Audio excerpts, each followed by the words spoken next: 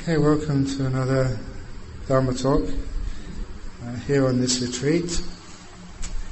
And the subject of this evening's talk is like deep insight.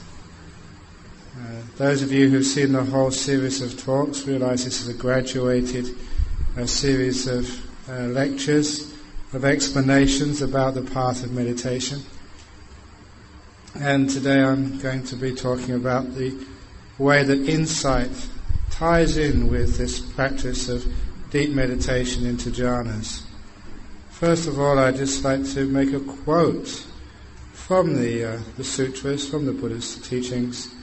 It's both found in the Anapanasati Sutta and also the Anapanasati Samyutta, where the Buddha actually says that anyone who practices Anapanasati to the level of jhanas and beyond, such a person, if they complete the 16 steps of Anapanasati, fulfill all the 4 satipatthana.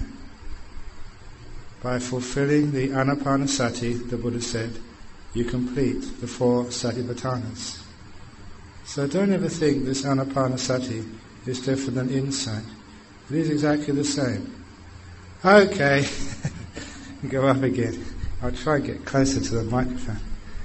Okay, so I'm just making a quote from the sutras, and that's where the Buddha equated satipatthana and anapanasati. He said that anyone who completes the 16 stages of anapanasati also completes the 4 satipatthanas. So by practicing the anapanasati to the point of jhana and beyond, you are also doing the 4 satipatthanas, gaining insight into the nature of the body, feelings, the mind, and the mind objects. And to understand what we mean here, that sometimes when you're practicing this path of meditation, when the mind gets more and more peaceful, the more peaceful it gets, the deeper it can see. I've already mentioned the fact of superpower mindfulness, but also simplicity is also important to be able to get insight. A long time ago, that Ajahn Brahm used this example. And the example was of the forest paths in the jungle monasteries of Thailand. It used to be the duty every afternoon for the monks to sweep those paths clean of leaves. And the reason was that once those paths through the jungle had been swept clean of leaves, the sand, which was very white, acted like a ribbon, so you could actually see at night when you were going back to your hut whether there was any snakes or any other creepy crawlies on that path. Because the path was well swept, it became quite safe, but it would become very dangerous walking through the jungle itself. So many leaves and twigs, you wouldn't know what's underneath there at all, and sometimes the bites of the snakes could kill you. According to what I was told in the first year I became a monk there, they said there were 100 species of snake in Thailand. 99 were venomous, their bite could kill you, and the other one would strangle you to death. They were all very dangerous. So by sweeping the paths, we could actually keep them clean, we could see things which were there. Only when we swept the paths could we see what was there. Because a snake on a clean, well-swept path would stand out. But a snake in the undergrowth, with the twigs, with the leaves, with the branches, you could not tell it. It was camouflaged. In the same way, there's many of the attachments, defilements, the secrets of the mind are camouflaged when there's so much else going on in the mind. Literally, we can't see it. However, when we sweep the mind clean by doing this calm meditation, when there's nothing much going on there, you can see these little snakes, these little cravings, these little attachments very, very clearly. So that's the first teaching which Ajahn Brahm gave on insight. The fact that you're sweeping the path, cleaning out a lot of thoughts, rubbish, concerns, worries, that what you do see, because there's nothing else around, you see it very clearly. You can understand what it is. Because insight is understanding what it is. And on the whole path towards the deep states of mind, you do find that every now and again you come across a barrier. Maybe it's just even like present moment awareness. Sometimes you can't even get into that. Why? Sometimes you get the insights into why we're so worried about the past and the future. What's the purpose? Why are you always thinking? And the insight should come. It's very clear. It's because one has got no happiness in this moment. That is why one is always running somewhere else. Now, these are insights which are powerful indicators of what the problem is of life. You know why some people are workaholics? It's because they're afraid. They're afraid of being peaceful. Why is it that sometimes you get happiness in your meditation and sometimes people think it's wrong? They're even so afraid of the happiness, they tell you you're going to be attached to it. What's actually happening there is people are afraid of happiness. If you can get that insight into why people are afraid of happiness, why they don't like peace, you're getting some deep understanding into why craving and attachments happen for the first place. There was a nun who was staying in my monastery once, and she was getting into some deep meditation. She got this beautiful nimitta and it became very, very powerful, but she could take it no further. And when she came to talk to me about this, I said, well, why don't you just go into jhana? You're right at the doorway.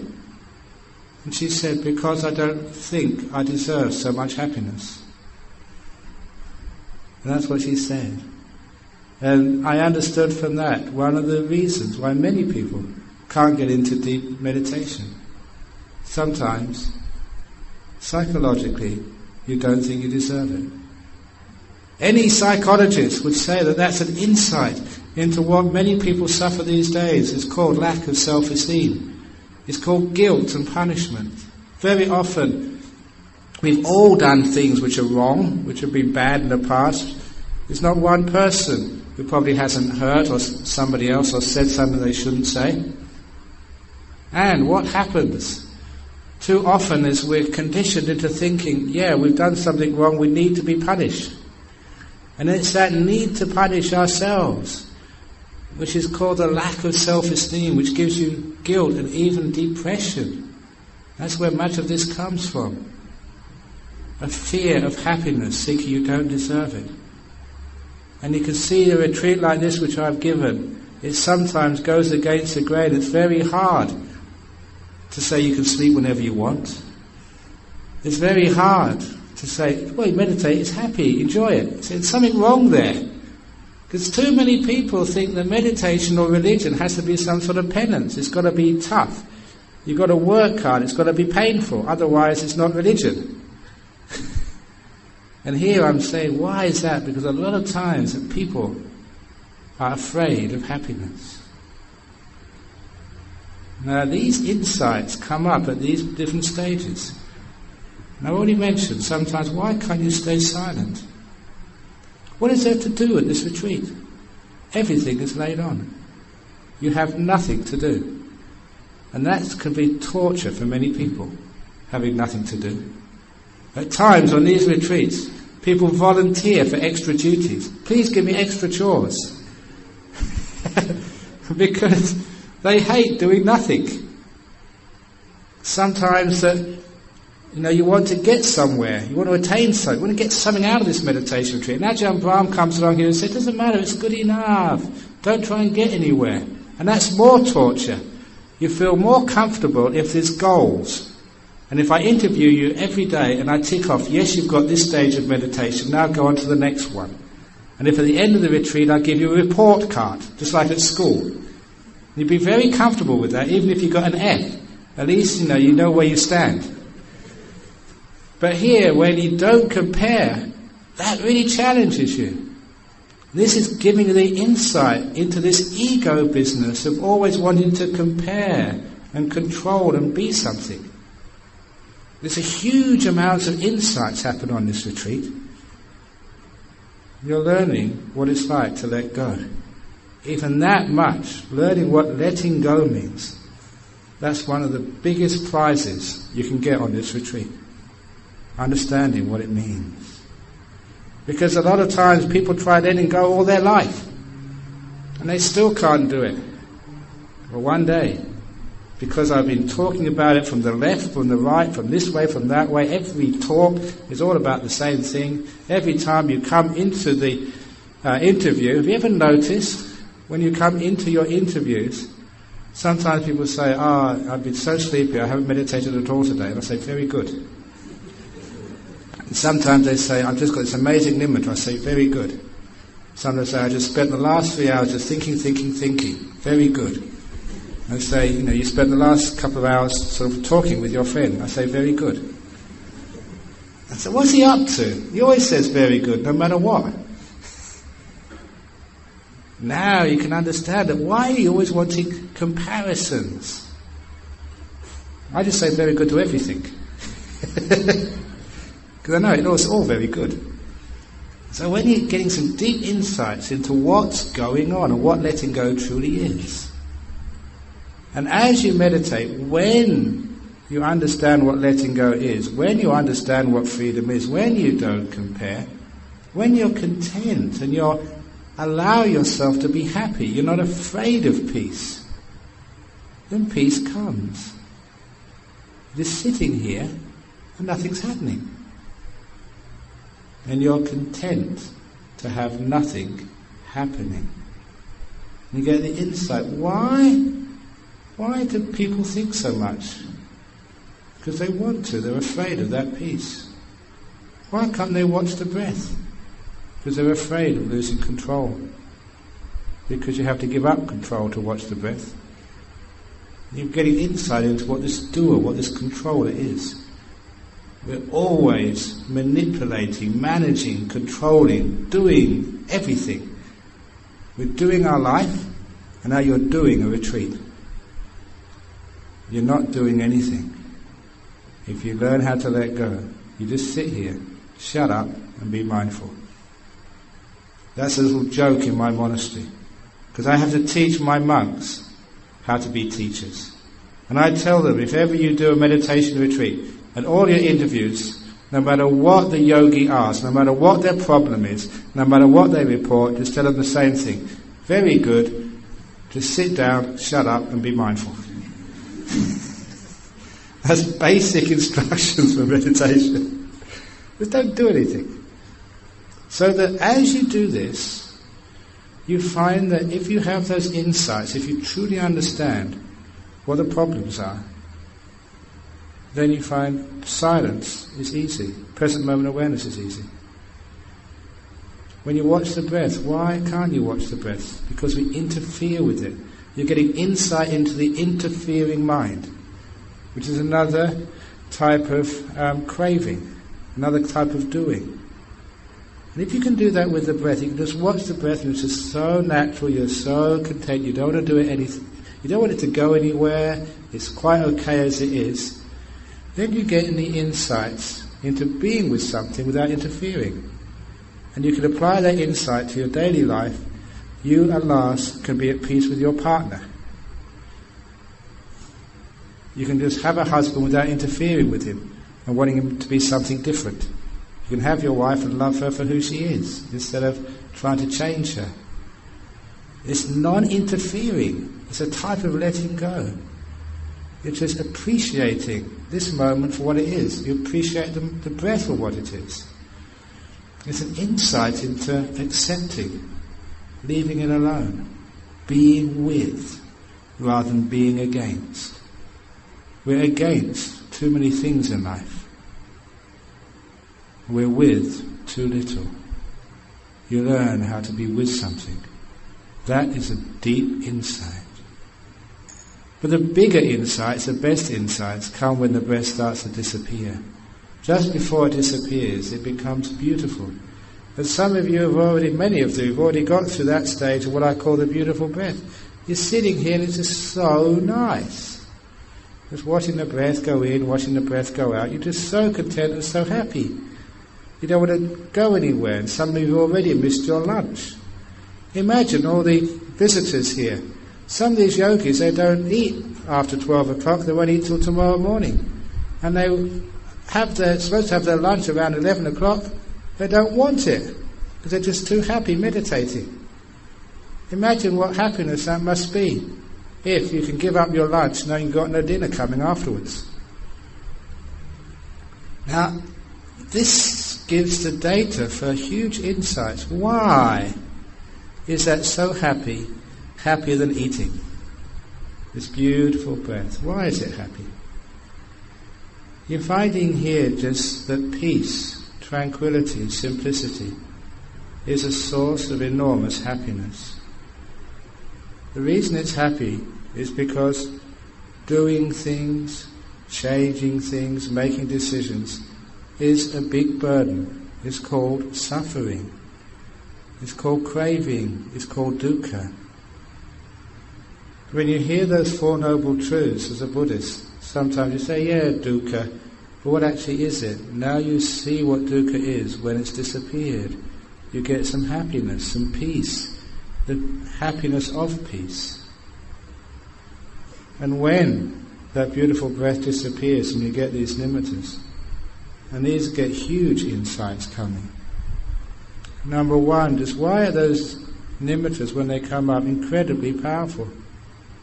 If you stay with those nimittas and they establish themselves, that by itself is huge amounts of bliss. Just so happy. That's why some meditators, when the nimitta comes up in full force, they get afraid. Again, they're afraid of being happy. But also, if you reflect afterwards, why is that happy? What's the source of that happiness? And I mentioned this either this morning or last night. When you use that data, those experiences of deep meditation, you reflect about them afterwards and find out what they mean, you find out one of the big insights at this stage. The reason why that nimitta is associated with so much happiness, with so much bliss, is because a huge amount of dukkha has been taken away. The body, and with it all these senses. To see things is a pain. To hear is a distraction. And to feel is a disturbance. When all of those things disappear and you're left with the mind, you feel incredibly free and so light and so joyful, not having to be burdened with all of this seeing, hearing, smelling, tasting and touching business. I did, I think, mention this last night. No matter what music you like, no matter what sights you like, when all of those things disappear, it is far more pleasurable, more beautiful. Why is it in our world we seek beautiful sights and sounds and touches and tastes, when we realise that even the best of those is nowhere near as good as when everything disappears?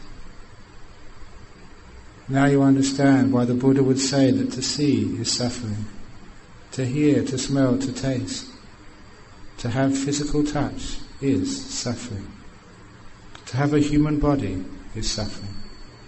You know that is the truth because you put all those things aside and you realise that once that suffering is put aside, the body has disappeared, the five senses are gone, then you feel so free, so happy. A big burden has disappeared. Just like you were sick with some terrible fever. And now the fever is gone, you're cured. The ache has gone, the pain has disappeared. Oh, you feel so good. That's what it's like. Because you have the experience, you have the data, now you reflect upon it, this is what insight means. The reason why many people don't get the insights which give rise to full understanding of what Buddhism is all about, the reason why they don't get the insights which cause enlightenment, is because they don't get enough data. Not enough experience of what happens when things disappear, when they go into the deep states of mind, when they get bliss and freedom. Because they haven't got the data, the raw experience, they've got nothing to work with. And so all the insights they get, which is ordinary states of mind, don't see deeply into what's happening. For example, at that stage when the nimitta appears, or just beyond when you get to the jhanas, you're coming face to face with the mind. And even today, you see people, they discuss and argue whether the mind exists or what is the mind.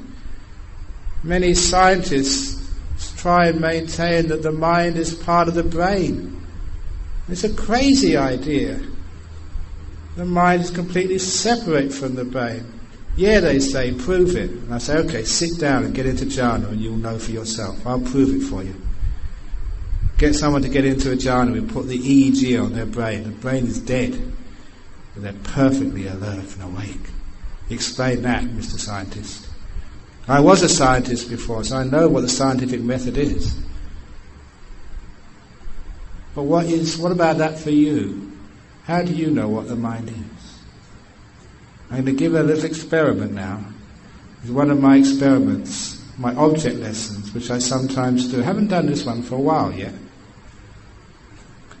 I'm going to ask you to participate. What is this? What is it I'm holding up on my hand? Yes, what else is it? Yeah, what else? What else can you tell me about what I'm holding in my hand here? What else is it? Yeah, you might say it's wide, it's got a picture of an apple on, it may be sort of 4 inches high, it's cylindrical with something on it. Keep on looking, what else can you see? Now this is an exercise. What happens when I ask you what this is? Everyone first said cup, and they thought that's all it was. So they thought they got the right answer and they could leave it alone and go on to something else. When I said what else is it, you start to see more. You start to see it's white. It's an apple, got a picture of an apple on it, 4 inches high. Look again, what else can you see? The longer you look, the more you see. After a while, all of the names, all of the descriptions, when all of those are exhausted, then you can maybe see what this truly is. This is the problem with many people not understanding what things are. They give it a name and they think that's what it is, and they go on to something else. Superficial labelling. Who is this? Ajahn Brahm. No, it's not. That's just my name. Does that describe everything this is? Of course not. But sometimes you say, oh, I know him, he's Ajahn Brahm. Who do you live with in your house? You may know the name of your husband, your wife, but is that who she really is? Sometimes you just, as if you hold her up. Who is this? You give the name, the history, her character, all you know about her. But I guarantee she's much more than that. Now you understand how insight happens.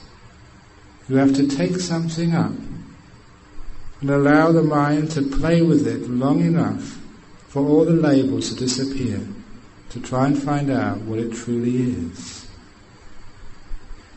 Many years ago, in Harvard, the university, there was a famous scientist. In those days, people were biologists, geologists, physicists, they did everything. And this guy had a great reputation at that university. And one day he advertised for some research assistants. And the fellow who would later write this great scientist's biography was one of those research assistants. He volunteered to work with this great man. And so he was invited for an interview in the lab. He thought he'd be given some sort of written test or some sort of verbal examination of science. But all the great professor did was to get a fish, a pickled fish out of a jar, put it on the bench in the laboratory and tell the student just to please keep looking at that fish. Tell me what you see. And when you finish noticing things, let me know. Just like I said, what's this? The professor put down a fish. After 2 or 3 hours, the professor said, have you finished with the fish yet? And this student said, actually no, the longer I look, the more I see. And the professor said, go and get some lunch and come back in the afternoon. And he came back in the afternoon and continued to look at that fish until late in the evening. The professor said, go home now, come back tomorrow. For 3 days, this student looked at the fish and would always see something new. And after 3 days, the professor said, great, I can use you. You're hired. That's a great scientist. If you just saw what you were taught, anybody knows that. That's just what you're taught in school. You know, in the little pictures in primary school, monk, girl, boy, Buddha, Kuan Yin. You're taught that, those are the names, but is that the real thing? For insight, you've got to go much deeper. And I mention this because what's mind? Don't go with all they've been told what it is, all the names and the labels.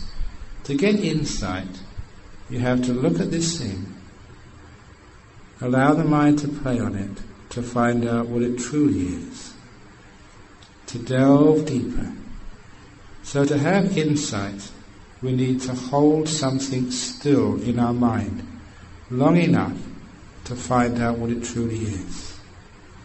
That's the job of samadhi, to be able to sustain your attention long enough to see what's truly there. For the penny to drop, for the insight to happen. Ah, that's what it is. And I mention this mind because the nature of the mind is fundamental to your understanding of life, of who you are and what your place in the world is. The nature of the mind. I've given this simile some years ago. It's a good simile. Imagine there's a very powerful emperor. And this emperor is so powerful that it basically rules your life. The trouble is, you're not quite sure who or what this emperor is. Because whenever you see the emperor, he's clothed in 5 garments which cover every part of his skin. He has boots which go up past his knee to his thighs. And he's got trousers which go high up his waist and cover the top of his boots. He's got a jacket which covers the lower part of his trousers, which goes up to his necks, with sleeves which go right down to his wrists. On his hands he's got big leather gloves which cover the lower part of the shirt, which goes halfway up his arms. And on his head he's got this huge helmet which covers all of his head and goes over his shoulders. Every part of his body is covered. So you don't even know whether this emperor is a girl or a boy, whether he's Australian, Malaysian, African or whatever. Because you can't see this emperor because he's covered in the 5 garments. You know, the only way to find out who this emperor is actually to take off those garments, to see the emperor in the raw. In this simile, the emperor stands for your mind. The 5 garments stand for the 5 senses of seeing, hearing, smelling, tasting and touching. And the only way, and this is a very accurate simile, to know what your mind is to put down seeing, smelling, tasting, hearing and touching, the 5 senses, to put them down until they completely disappear. And what you're left with is the mind, unclothed. And this is what you do in this meditation. And once you see that mind, you'll understand what that mind is. The first thing you'll understand is this mind is not a girl or a boy. Gender stops at the body, which is why we have something in common, even if you come from Australia or Malaysia, no matter what gender you are. That's why we can relate to each other. In fact, the mind doesn't change from species to species. Even that dog who came in here a few moments ago has the same type of mind as you and I. The mind is independent of the body. Once you understand that, you understand why it can be that you can take rebirth as a boy, as a girl, as a dog, as many different species. The mind is independent of the body. These are insights which come up from the data of having that mind unclothed from the five senses, pure, not covered. You can see it what it truly is. In particular, as I've been indicating on this little analogy, when you see what that mind is, and you understand it is independent of this body, that's so clear when you take off the five senses, then you understand why the rebirth happens, why there is such a thing as reincarnation. It's just so obvious to you. And that's important for people to understand these days. The insight into the truth of rebirth solves so much pain and gives you what we call the big picture. Because if we know there is such a thing as rebirth, if the whole human race could accept that much, then it's huge consequences. It means we will not be so upset, say, when a young child dies. We would not be so upset, you women, if you have an abortion. Because that being will probably try and come back again. It didn't make it the first time, it will come back a second time. It's not so much killing, it's more like delaying their entry into your life. Can you see the different aspect there? When somebody dies young, it's just they've got another chance. They can come back again and have a longer life the next time. If there's a tsunami, sure, lots of people die. But if you know they're coming back again, is it such? It's still a tragedy, but is it such a tragedy? It means that when we have older people, if we know they're going to come back again, we'd look after them better. Because the elderly people, looking after them is an investment for our future. Why is it that all countries give huge resources to schools and children? Because we keep on saying that's our future. Even like if you want to have a youth conference or a youth group for Buddhism, we say we are developing the leaders for our future. And I say you should start an oldies group and look after them, because then you are developing the leaders in the next life. And what happens these days, it may not be so much the case in Malaysia, because there's still the Chinese culture is much stronger, more compassionate than the Western culture. But in the Western culture, too many people put their parents or their grandparents in the old people's homes and forget about them. And I've seen some of the cases there of people being abandoned in these institutions.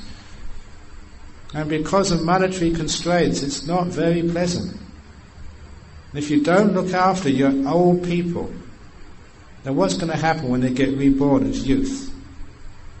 I tell people in Australia, all the trouble with the youth in Australia is all because you did not look after them when they're old people. They're now exerting their revenge. So, if you understand what rebirth is, reincarnation is, that elderly people are just as valuable as young people. They're just in another cycle of life and they're going to come back.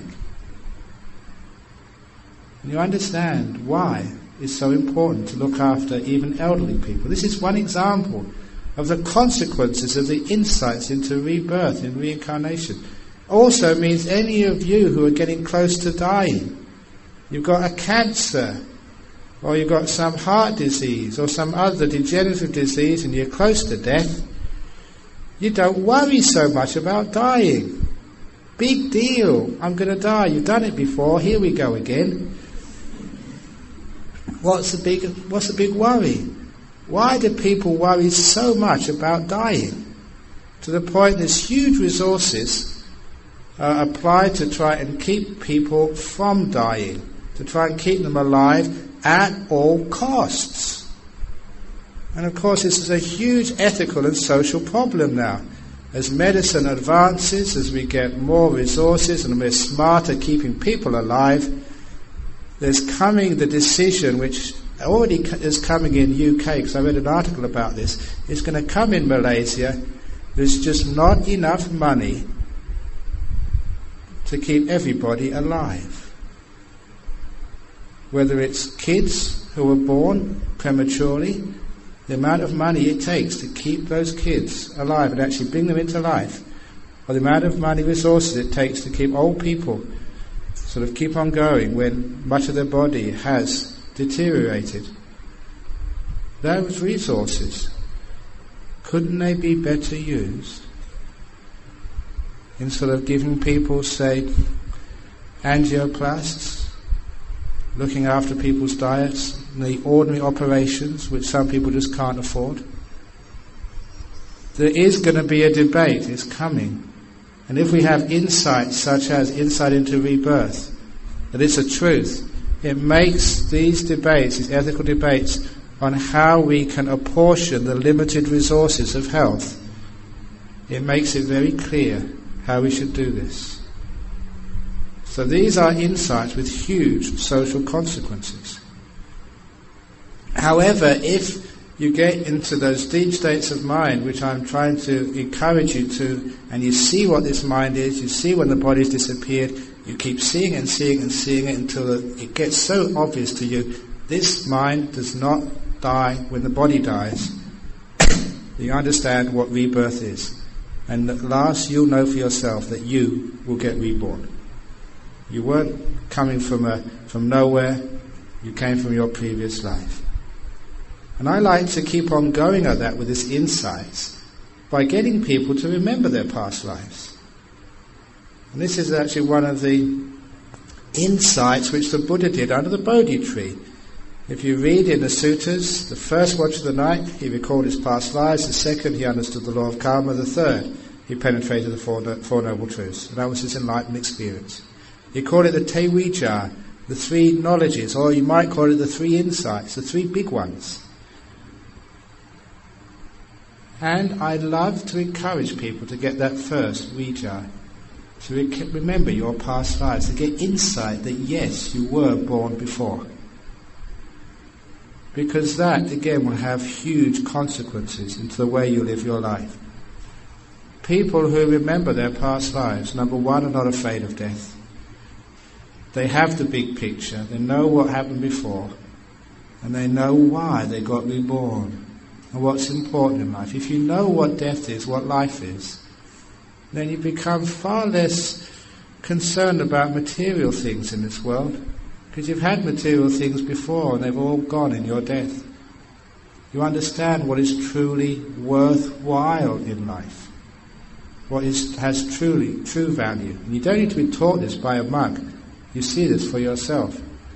So, I've been teaching for quite a few years now, that when you get into these deep states of meditation, even getting to the stage of nimitta can sometimes be enough. Certainly after you've got a jhana experience. But when the mind is that powerful and that still, the body's disappeared, you've got a beautiful nimitta coming up, or you've just got this incredible jhana experience. When you come out of these stages, the mind is so supple that you just say these one word or one sentence, what is my earliest memory? Just say that. It's a suggestion to the mind. And because the mind is just so subtle, so poised, so plastic, it will just go and search for an early memory and bring it up to you. I know I've given this talk before in several places, and I think I already mentioned when somebody asked me earlier about psychic powers or stuff like that I, as a monk who keeps my rules, is very constrained in what I can tell you about telling other people about your past lives in public is against the rules. I'm not making this up, it's the 8th Prajitya. So what I usually do, I get around this by using a loophole. And the loophole is, I can tell you of my early life, and just how it works, but I can't tell you what happens when you get your past lives. So I usually tell people, the first time I started playing around with this, I don't know where I got the idea from, but it works. Having a nice deep meditation, I ask myself, what is my earliest memory? And within a couple of seconds, I had this strange smell in my nostrils. I was smelling it. It's not imagination. It was real, a smell in my nostrils. And with that smell came the recognition what that smell was. I recognized it immediately. It was a smell of my baby's pram. And with that recognition, I was back in my pram as a baby. I don't know, maybe, forget exactly when the first time this happened, maybe 30 years gap. Sort of an adult, and now 2 or 3 week old baby. You were back there. And once you were back there, everything about that pram, not just the smell, but all the toys, the colour of the pram, the size of it, you were back in there. As if you were re-experiencing something a long time ago. And it was fascinating to have these experiences. And I recall, because that experience is imprinted in me now, I can recall it even now. Recall that on a string which was stretched across the front of my pram were a number of toys, and the favourite one of those toys was a plastic, well, not really plastic, it was like ceramic, blue pig, which was called Porky. My mother called it Porky, the pig. And it would just have some beans or something inside which would make it rattle. And my mother would delight me for hours on end by just moving it, making it walk and rattle, Porky the pig. And that was my favourite toy when I was a few weeks old. And there I was, as an old monk, remembering all of this. With clarity.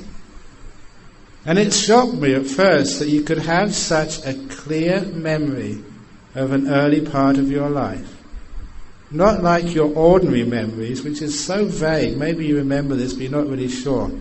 It was actually being right back there again, with all of the surroundings very clear to you. What was eventually fascinating was when I asked the doctor, I told the doctor about that, and he came up and said, that's really fascinating, because children in that time of their life, the sense which they notice their surroundings by is their sense of smell. Because your sense of sight and hearing is not yet well developed in the early ages of infancy. You recognise your pram and your mother by her smell, nothing else. And I know that's true, because I can remember it. That's how I used to recognise my mum. Couldn't see her so well, but I could smell her. And that's why I knew my pram, that was my home, by its smell. Now these incredible sort of insights there, you think, wow, you can actually do this. And it's real. Sometimes people can have a lot of fun with this. In one of the retreats, there was one lady, she was a Malaysian living in Australia. When I told her to do this, again, she had a very pure-minded person, so she got into deep meditation very easily.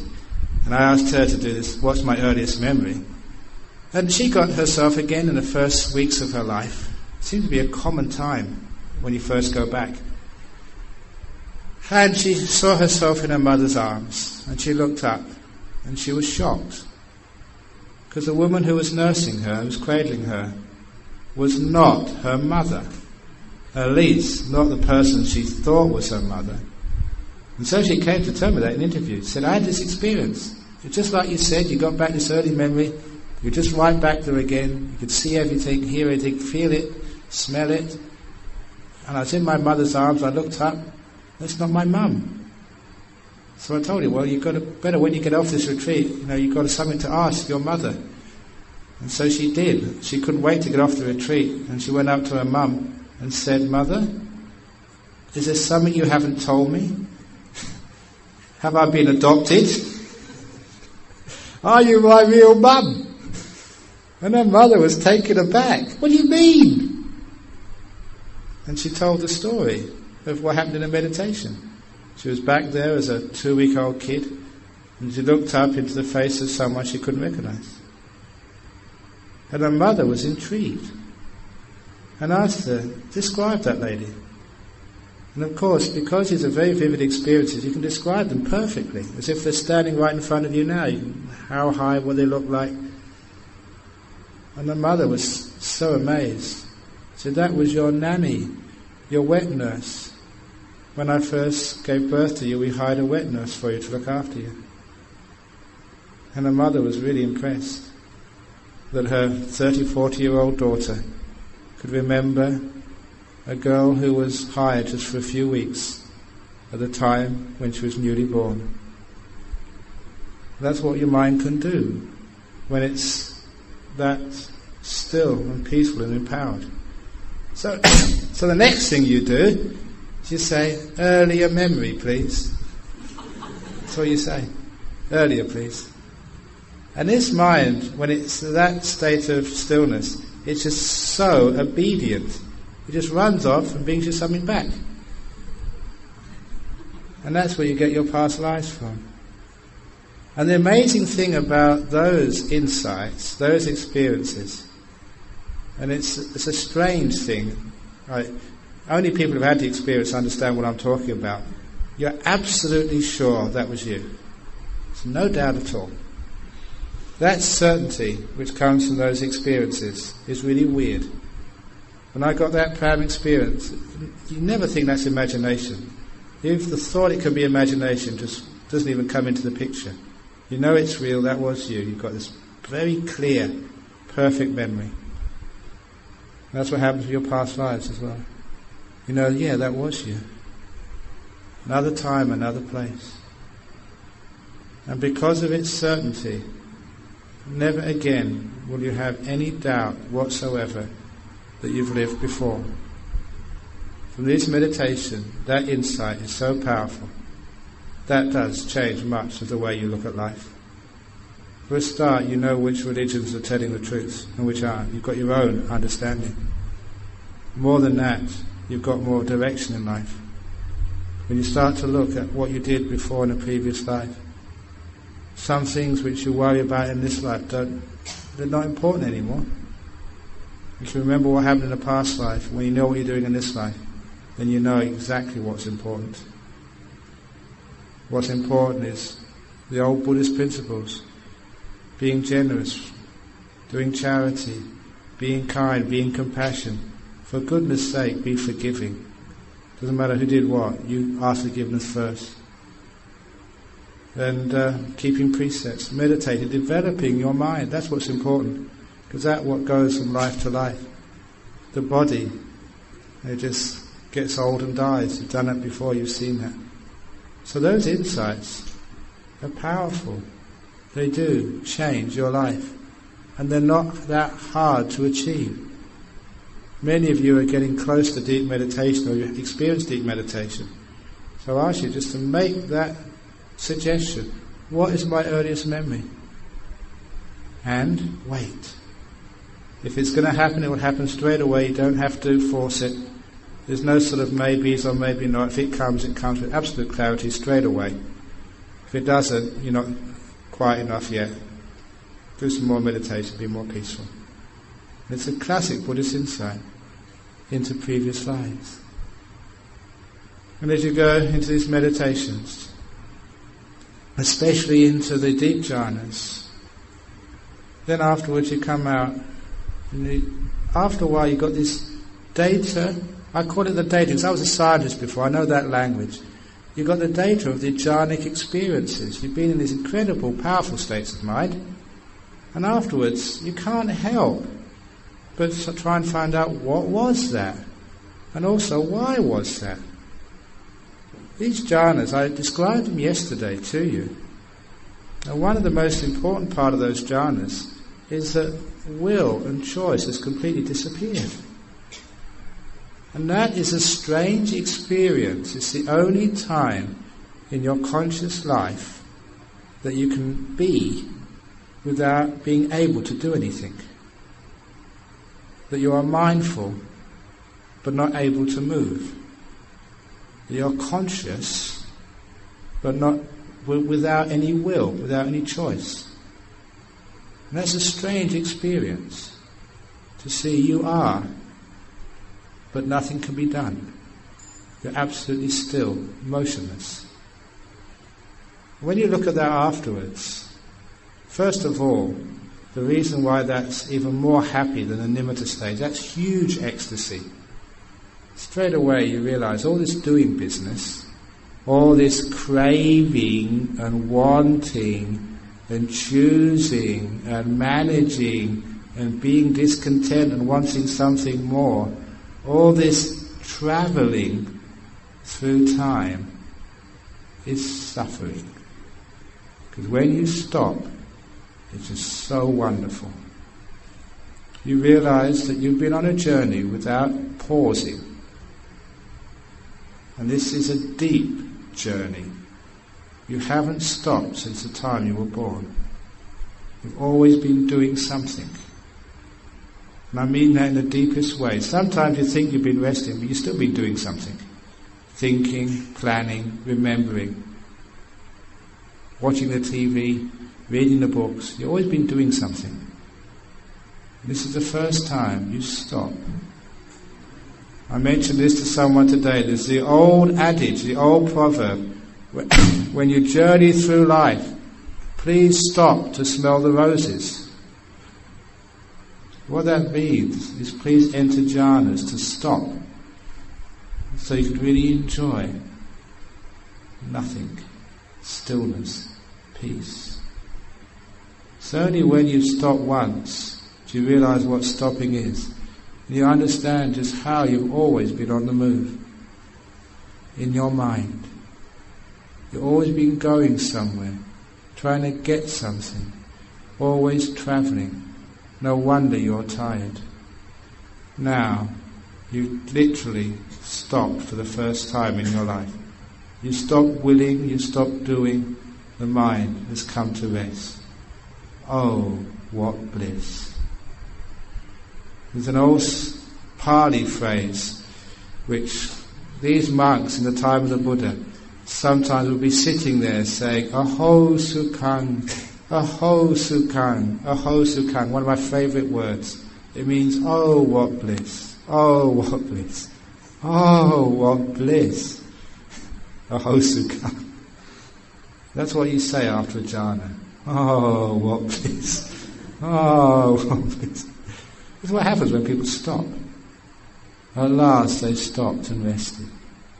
You get the insight into what craving is, and what attachment is, what all this work is. You've worked so much, you haven't stopped yet. Not once since you were born. If you get into a jhana, you stop for the first time. Oh, what bliss.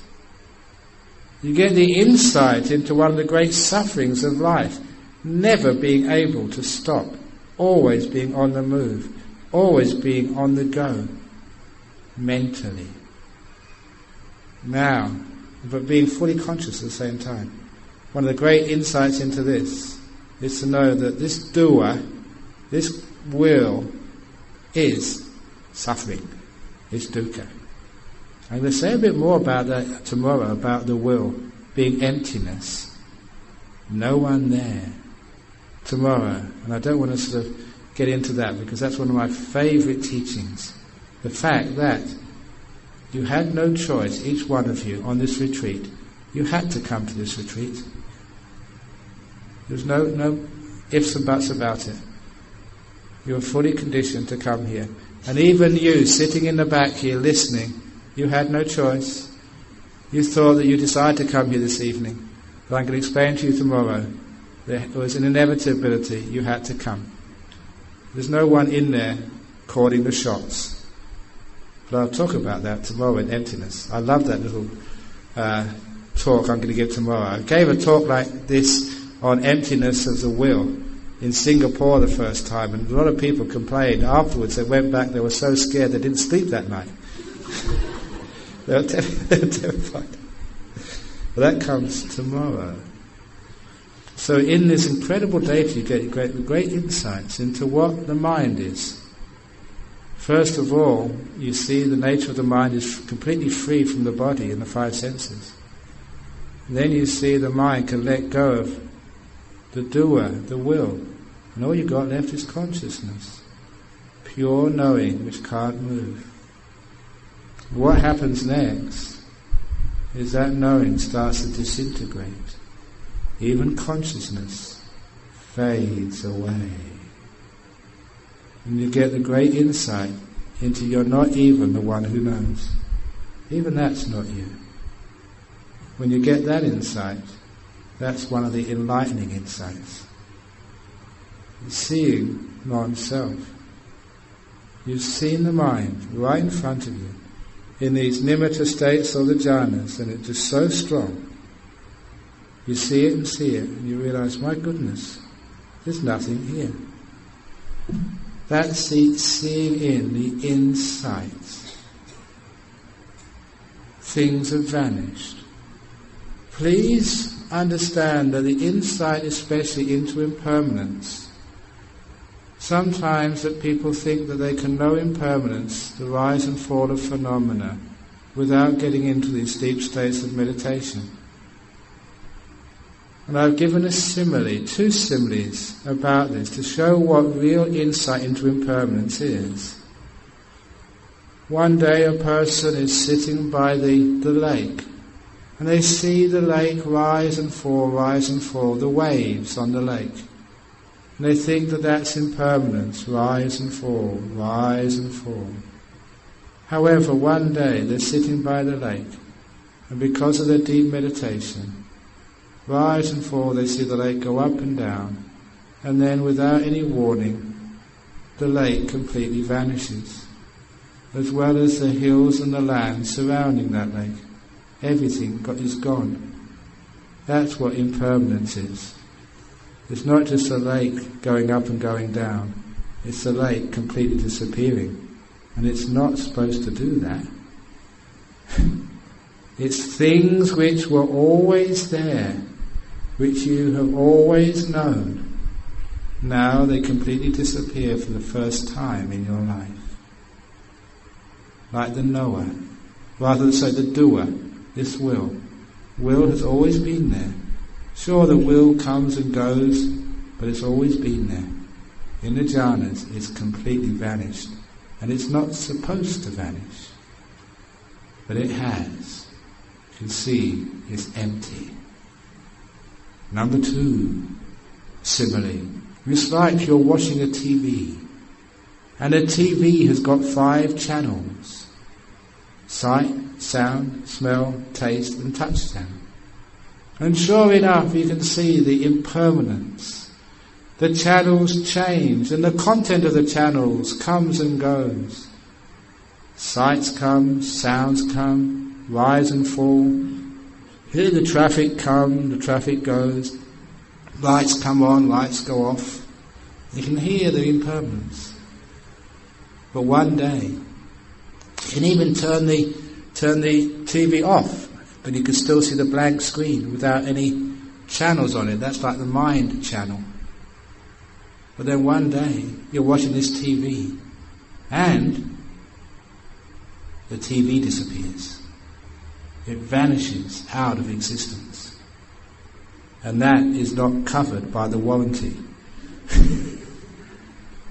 What this means in this simile is just watching this body and the mind.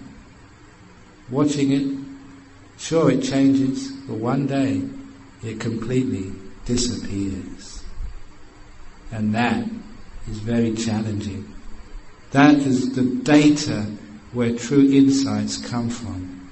Where something which has always been there, which you thought was so solid, which you rested all your ideas of life and me on, is taken away from you. And now you have a completely different understanding of who you truly are. Which is why these deep meditations give you insights which challenge you so deeply that when the real big insights come, they completely change the way you look at life. Completely change your attitude to yourself. Completely undermine all of the old illusions. As one of my disciples in Perth said, these defilements of greed, hatred and delusion are so tough, you need a big whack to be able to dislodge them. And those big whacks are jhanas. So powerful that these delusions, wrong ways of looking, which have been there for lifetimes, are finally overcome. and you see things anew. You become one of the enlightened ones. That's how it happens. And this story will be continued tomorrow with the emptiness of the self, and afterwards what happens when you become enlightened. But that's enough for now on the deep insights. Any questions? That was pretty quick. Yeah, go on. How can one know that the insights one gains, say from intense listening of some profound Dhamma or deep meditation, are real insight into the true nature of things, or due to programmed conditioned thinking and experiences from one's past or past life? You can always tell the great sign of the deep insights is they scare the pants off you. They're terrifying. You see things which you don't expect to see. This can't be happening, but it's true. They completely overturn. I've given the simile, it's like an explosion going off. This huge explosion, and all of the old views, the way you looked at life, it's completely demolished. You see things in a different way. It's a catharsis, a change from being one of the larvae to one of the butterflies. If the insight is comfortable, then it's not a real insight. If you think, I understand this now, that's not strong enough. You think, my God, this is, wow, whoa. Then that's one of the big insights. It knocks you about. And so sometimes it's like the jhana experiences. After the jhana experiences, people are just so sensitive.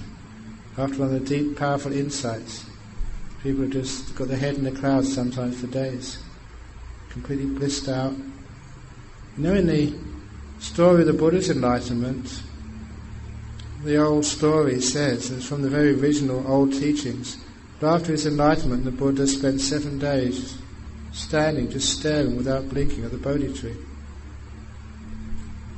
So that's physiologically impossible, ask any doctor. Once you understand what a great insight is, that makes so much sense to me. I really think that happened. After a great insight, you were so rocked, you're stunned. And an insight like the Buddha had, that would have stunned him. He would have been like that, just staring in bliss, just completely, old ideas completely wiped out. So that's, for great insights, it really rocks you. Not the comfortable ones. Yeah, impermanence, yeah, I can understand that. Yeah, that makes sense. Yeah, I thought about that already.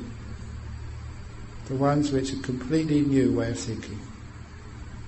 That's why you cannot think your way to enlightenment. All the thinking, as you were suggesting, there goes in the old channels.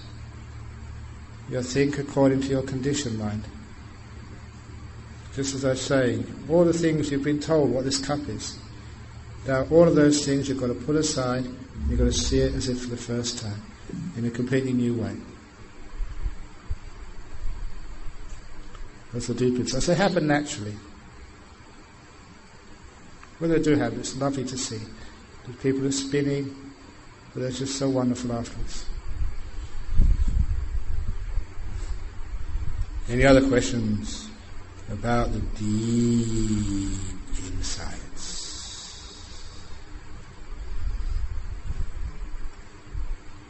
Yeah, go on. Go on, yeah.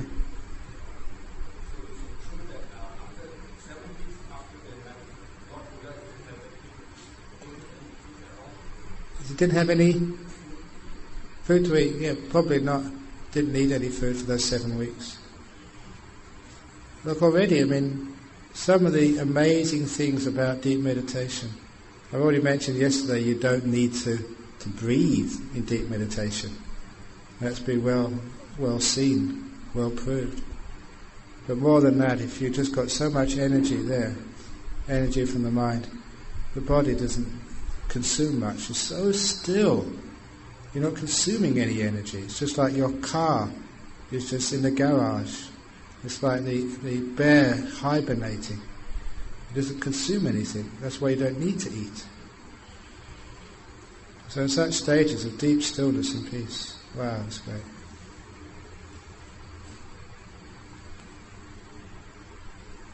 I make this point because I wanted to show that there's no such thing as two types of meditation, vipassana, samatha. The two always go together.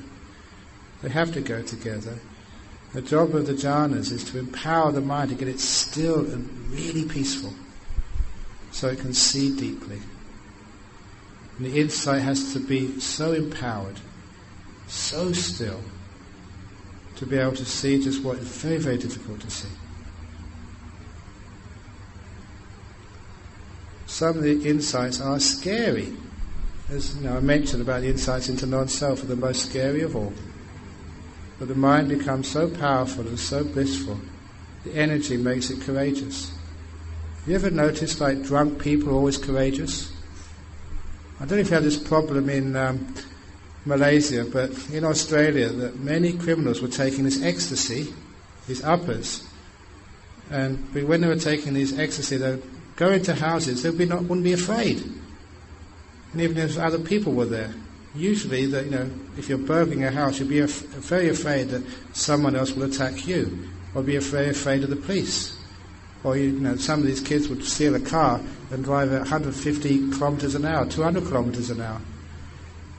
And the reason they could, if you did that, you'd be scared stiff. But these kids, because they're taking this ecstasy, they've got so much energy, so much power, they don't feel fear. It's similar, it's not a good simile, but it's the best I can come from. It's why when your mind is that empowered by meditation, you don't feel fear against these insights. Whatever is truth, you're going to go for it no matter what it is. It doesn't mean after meditation you go driving your car at 200 kilometres an hour. That's too impossible, you're just too still. But the only simile here is the courage which you have. Too often, the reason why people don't find out the truth is because they don't want to know the truth. They're too afraid to find out what really is true. To be willing to throw away everything you've ever heard and learned before. Even to be willing to throw away all of Buddha's teachings, the whole lot. If it's not true, chuck it away. Your truth, search for truth, is more important than any old ideas or beliefs. The point being, though, that if you find those truths, you're courageous enough, you'll find how brilliant the Buddha was in his description of what happens. So you've got to be courageous. And the energies of the mind supplies that courage, that fearlessness to see who is in here. Who is deciding what to do? Who am I? What is life? What is happiness?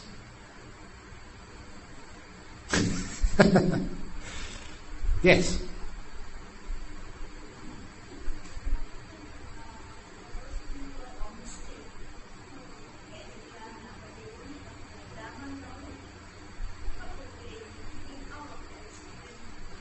Okay. You're asking what happens if somebody gets into a jhana and they don't have any Dhamma knowledge. What actually happens is they have these incredible experiences and they just don't know what it was and they're just waiting for someone to explain it to them. Sometimes they know they're not crazy because they feel more sane, more at peace. It doesn't have the hallmarks of craziness, of like harming yourself and doing stupid things. You're just incredibly peaceful after the jhana, huge amounts of energy, and very sharp. It's the opposite of being crazy. It's being more sane than you usually are. However, many people have the innate wisdom to look back and find out what it was. And if they can penetrate, there may be things like Pajeka Buddhas, self-enlightened beings. But if they haven't got any teachings or guidance, they'll just push it aside as saying a wonderful experience which they don't understand. and they just wait for some sort of teacher to come along. And this has happened to me. But I've taught like this many times, and people have come up afterwards and say, "Oh, thank goodness, Ajahn Brahm. And now I understand what happened." They've had these experiences. These are Westerners. For some reason or another, they've pressed that letting go button, they've gone into these jhanas, and all these things have happened exactly as I've said. They say, at last, someone's explained it to me, that what actually happened, this is what happened. And then I can actually ask them to, well, try it again, and this time do that time do this. And to actually to guide them through. But when I talk about enlightenment, these insights are the stuff of enlightenment.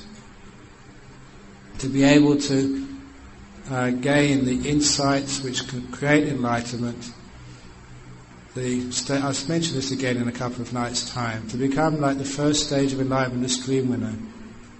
The Buddha said there's two causes to becoming a stream winner. The first is called yonisa manasikara, which literally means work of the mind which goes to the source. And the second is paratagosa, which means the words or teachings of another. The teachings of another mean like the Dhamma, heard from a Buddha or from another Aryan, someone who's teaching from experience. That's important, that's one of the main causes. Yonisa manasikara, work of the mind which goes back to the source, which too often people just translate meaninglessly as wise attention. What is wise attention? Everyone says they're wise attention. But what it truly means, work of the mind which goes to the yoni, the womb, the centre of things. That's what the jhana is. It's going to the centre of the thousand-petaled lotus. It's work of the mind which is just mindfulness, which opens things out and goes to the centre of things. When you get into the jhana, you go into the centre of you, into this mind. You unclothe the emperor, see what this thing which is controlling you, the centre of you, your mind, see what it truly is. When you actually go into the centre, see what this mind truly is through your own experience, and you have the teachings of the Buddha to help you. Those two together cause your table to stream winning. You've got the guidebook, now you're in Paris, and then you'll find the Eiffel Tower, the Louvre, everything, just as it says. You know what those things mean. So this is what deep insight is. You've got another question? Go on. Reverend sir, what I read in some meditation books, they are about 16 jhanas or knowledges, deep insight knowledges. Yeah? And some of them, as you said, some are very horrible, horrifying. See, for example, you can see dissolution of bodies and so on, and then everything is parts and so on. You see your body destroyed, dissolving and so on, they are very horrible. Even during the Buddha's time, I heard that some monks couldn't bear this up for their pleasure, and they want to commit themselves, commit suicide themselves. So the Buddha advised them to. So the question is, we as ordinary yogis come to that stage without any proper masters or guidance. Is it can be dangerous to go into deep insight? Okay. The deep insight is not dangerous at all. The story you were talking about was some monks they called on the banks of the river Wagamudu. And the Buddha was teaching them the asupa practices about the loathsomeness or the unattractiveness of the body. And that's one of the practices which monks teach other monks, especially just as preliminary practice to stop them getting into lust. Now I don't know, many of you may have actually seen this at novice ordinations, that part of the traditional novice ordination is to give them the 5 recollections of hair of the head, hair of the body, nails, teeth and skin. If any of you have been in a novice program, you may remember that. Kesa, loma, naka, danta, tacho, danta, naka, loma, kesa. You have to recite that back and forth. Remember that? Why did the Buddha give that reflection or that meditation to his young novices? It was because that when you're just ordained as a novice, you're usually quite young, and you've still got your lust. You might see a pretty girl, and fall in love, and that's the end of your monkhood. So, he gave these 5 reflections. The same reflections for a nun, becoming a nun. Because when you look at a pretty boy, a hunky boy, or if you look at sort of a pretty girl, what do you see? All that's on the outside of your body is like hair of the head, hair of the body, nails, teeth and skin. That's what's on the outside. And when you contemplate this, you know that the hair which you see is all dead stuff. Because the roots actually are underneath the skin. You can't see them. But actually the hair which you see is all dead matter. Whether it's of the body or of the head. And your nails, it's the same. Your nails which you see is dead. The roots are underneath. The teeth the same. That's dead. The root is underneath there somewhere in the gum. And what about the skin? Exactly the same. This is all dead on the outside. That's why it actually flakes off. If you scratch it in the sunlight, you can see it all flaking off. So the outside of the skin is all dead. The live stuff is a millimetre or 2 underneath. So we tell that to our young novices. If you see this beautiful model coming into the monastery, all you see is dead stuff. And if you feel like you want to kiss her, be careful. Well, as soon as you plant your lips on her skin, you're kissing dead stuff. Yuck. You want to stroke her nice hair, it's all dead stuff. And it's true, isn't it? So when you say that, you're just protecting the novices for a few weeks until they get their act together. And then they can actually start practicing meditation. So the super meditations, it's only just a balance. There's sometimes a lust which we have. And I'm just getting off on this now. When I was a young monk, to protect myself, I noticed as a boy, whenever you see a pretty girl, you'd always go to that part of her which was the most prettiest. If she had nice hair, that's where you'd look at. If she had a nice figure, you'd go to her figure. Whatever it was which was attractive, you'd go there and you would not even look at any faults she had.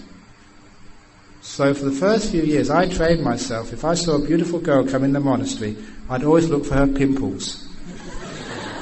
And I'd always see 1 or 2. And that was enough.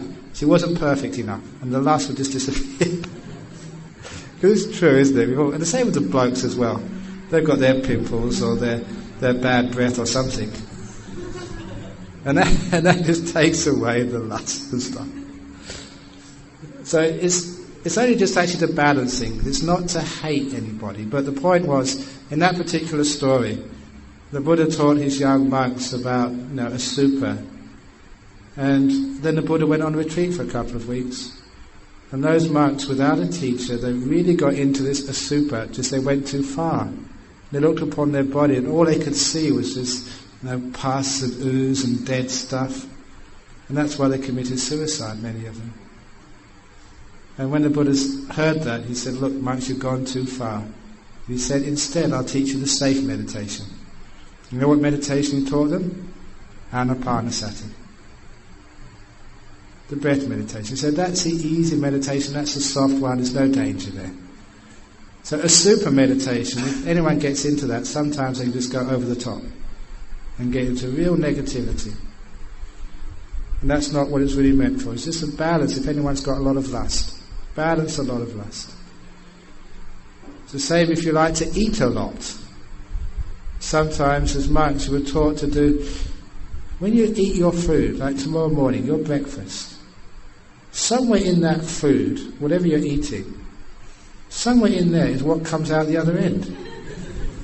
It's in there somewhere because the feces doesn't come from anywhere else. You get your food in the morning, some of the good stuff is taken out, what's left is the feces.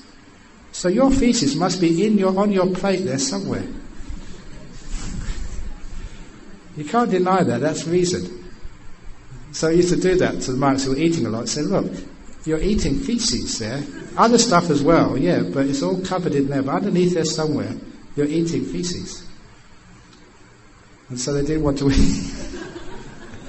And sometimes they got so upset they wouldn't eat at all. We realised we're teaching them too hard. So, you can take that negativity too far. So this is what happened with that particular story. But you don't have to worry. Anapanasati is the safest of meditations. You can't get lost with that. That's why it's the safest one of all and the most successful. So if you haven't got a teacher, it doesn't matter. Just keep on going, piece upon piece upon piece. The insights will come up. The insights might shock you, but you'll be just so wonderful afterwards.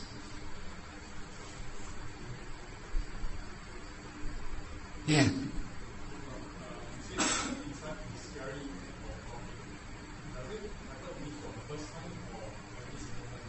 Well, maybe it's the first time. It's like seeing something completely new, which is always a bit scary. Because you didn't think it would be like this. And it means that, you have to change the way you look at life. That's why it's scary, because we become so comfortable with the way we look at things. We just, even this is, in psychology, it's called denial. We're so comfortable, with one way of looking at things, that, it's like sometimes you think you're healthy. And then sometimes you might get a lump, like in your prostate as a man. No, it's only a lump, it's nothing really. You don't go to the doctors in time, you get prostate cancer. Like girls may get lumps in their breasts. And you're in denial, no, it's not happening, not me. And we don't face the facts. Truth can sometimes be scary, but it's best to face up to it as soon as possible and take the proper action, and that's the healthiest way. So you can see that sometimes truth can sometimes be very scary, but it's always the best way, because truth is most important. Make sense? It's scary at the beginning, but it's so relieving in the end. Okay, 1, 2. Go on, you first. Partially or fully enlightened being still continue living a normal life, or will achieve.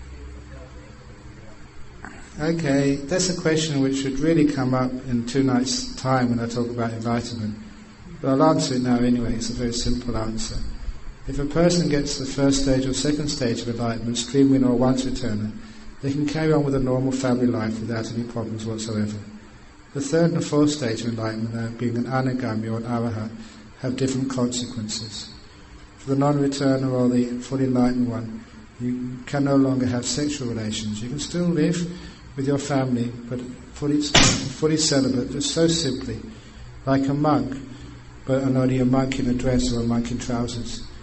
To all intents and purposes, you're just so simple, so peaceful, not wanting very much in the world. And if you're an arahat, you usually join the sangha. And I'll explain why in a couple of days' time, why that's the case. Have you had another question over here? Yeah? How can all these insights, how they translate to compassion and Compassion, loving kindness. Great question. When you have no self left, you got no business with you anymore. So you have all the time in the world for other people.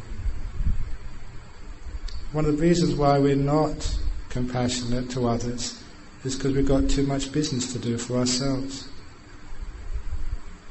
So imagine what it's like if there's nothing you need, nothing you want, so your business is all done. So you spend the rest of your life doing other people's business, which is called compassion. But as long as you've got something to do for yourself, sometimes it's prior commitments, which gets in the way of being kind to others. So, understand that answer? So compassion always comes from selflessness. The less self you have, the more compassion you have for others.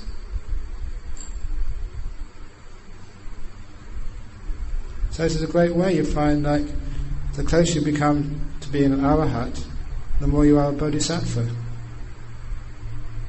That's why I gave a talk a couple of places recently. Because sometimes people keep asking, No, Theravada, Mahayana, Vajrayana. Actually, there was a question this morning. Which is the best? Are they different? No, they're not different. Exactly the same. The fastest way to become an arahat, before enlightenment, is be a bodhisattva. Let go of everything and just be concerned about others. And the best way to be a bodhisattva is to be an arahat first. The two go together. Because wisdom and compassion will always be friends. Yeah? Let's say our karma is not exhausted yet.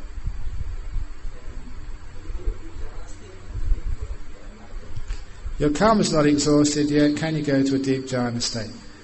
As long as you've got the karma to be reborn as a human being, which you obviously have, then you've got enough karma to get to jhana and be fully enlightened. So you've got all the entry requirements. Each one of you have. You know, sometimes people say that. They say, sometimes people say, I'm only a woman, I can't get into jhanas. That's why I built you up yesterday by saying, you have actually got much better karma to get into jhanas than the guys over there. Women have an easier time of it. And some say, I can't do it. I'm only a lay person. I'm only, a yogi. I can't do these things. Or sometimes people say that you can't get into jhana in this age, or you can't get enlightened in this age. The time for all these things is gone. That is not true. In this age there are enlightened beings walking this earth. There are arahats alive today. There's non-returners, once-returners, people with psychic powers, people who do all these amazing things. It's there today. So if they could do it, so can you. So that's encouraging. Because if people come along and say, you can't do it, it's impossible, then you won't. That's why sometimes people would say, well, maybe if you're a monk or a nun you can get jhanas, but lay people waste of time. And I really rebelled against that. I say, no, that's not true. In the time of the Buddha, many lay people got jhanas and they got all these wonderful attainments. No different these days than those days and these days. So, no difference, you can do it. So I've been teaching these jhanas for a while. Other people teach jhanas and people do get them. So we prove those people wrong. You can do all of these things. I know sometimes, just for a bit of light relief at the end of this deep talk, sometimes people say that in the time of the Buddha, people were so different than they are today. But if you want to find out for yourself, there is one of these books in the Tripitaka called the Vinaya. These are the rules of training for the monks and nuns. But before you actually get the rule itself, you get the story which led up to the rule. And rather than being inspiring stories, these are all the stories of the naughty monks and the naughty nuns. The ordinary ones, the ones you can relate to. Instead of the superstars, you see the ordinary ones. And they got some really funny stories. One of my favourite stories has actually come from the Bhikkhuni Vinaya.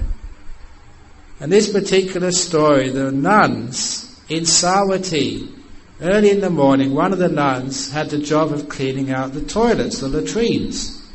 So she got the bucket of, basically shit, and instead of actually putting it in the right place, she just chucked it over the monastery wall. Threw it over the wall. She was just being lazy. Unfortunately, on the other side of the wall was a man who was actually going to the palace for an audience with the king. So he was impeccably groomed in his best clothes. And there he was, walking along, expecting to go to the palace, when this big bucket of unspeakable filth fell right on his head. And you can imagine that he wasn't very pleased. In fact, he was furious. And he knew what was on the other side of the wall. It was one of these so-called bhikkhunis. These nuns had done that. And so he was so upset, he decided he was going to burn the whole monastery down. These are nuns. He called, it's interesting, this is Miss Horner made a translation, he called them strumpets. You can work out for yourself the word which he was really referring to. These aren't real nuns, these are just loose women, he thought. And so he went in there just furious, about to burn down the whole monastery. Fortunately, there was a wise attendant of the monastery. And he saw this crazy guy, smothered with feces, going in there with a torch. He said, "Where are you going?" "I'm going to burn this monastery down. These nuns, look what they've done to me. They can't get away with this. I'm going to burn the whole monastery down. This is not on." Now this layman thought very quickly. He said, "Really? You mean you've just been anointed with this holy matter from these holy nuns? That's auspicious." And this man said, "What, really? This is not ordinary filth. This comes from holy nuns. This is blessed. This is the most auspicious thing." And he sold that line to this mad person. He said, "Listen, this is so lucky." Just like, Chinese people, they're really into luck. "This is so lucky. You go back and get changed. I'm sure that something good's going to happen when you go to the palace."